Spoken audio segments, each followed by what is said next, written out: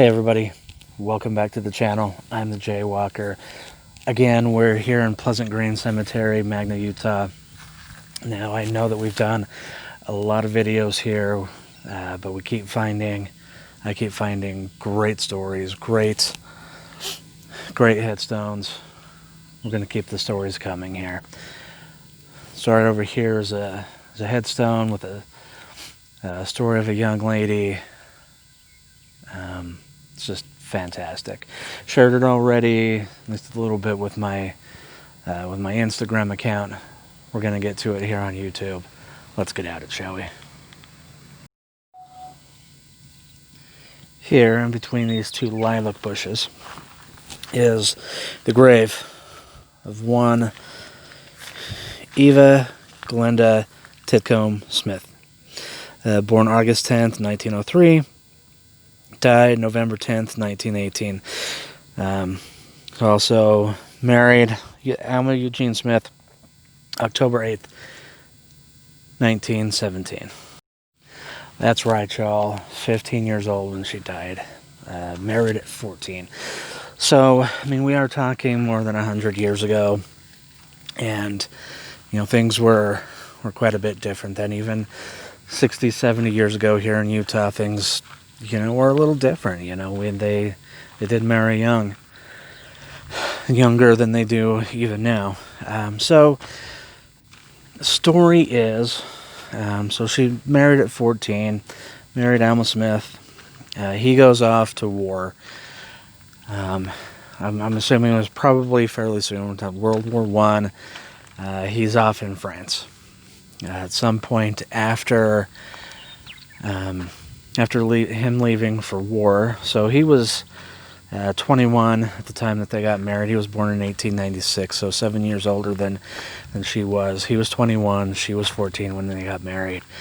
Some point after he leaves for war, she gets caught up in a relationship with a gentleman who worked out at the Kennecott Copper Mine. As I've mentioned before, the cemetery, this whole area here in Magna, the cemetery is just surrounded by Kennecott land, the Kennecott Copper Mine land.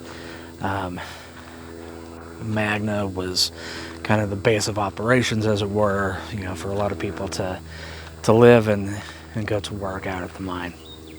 So they lived here. She gets caught up in a relationship after Alma leaves for war with a guy named Bart Maxwell. Apparently, she falls deeply in love with Mr. Maxwell, and he with her, and to the point where apparently, she can't live without him, nor him without her. And I'm not sure if Alma was to be coming home from war soon, or what the deal was, but apparently they just couldn't live without each other, and really just couldn't live without each other, and to the point where they decided to make what ended up being a murder-suicide pact. So November 10th, 1918, in the boarding house room that Mr. Maxwell and Eva were sharing, 5 shots rang out. The landlady calls the cops, calls the deputy. He busts in, finds Mr. Maxwell shot but still alive, and Eva dead.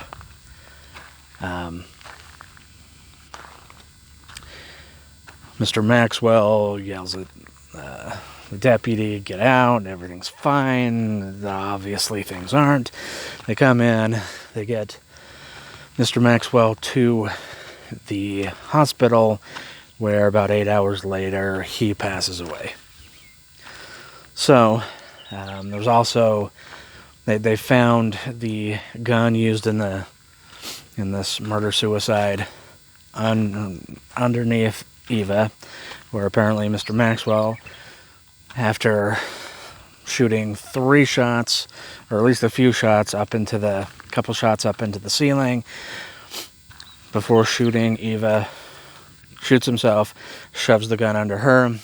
Also found under her is a note apparently from Eva, who says, you know what, we just can't live without each other.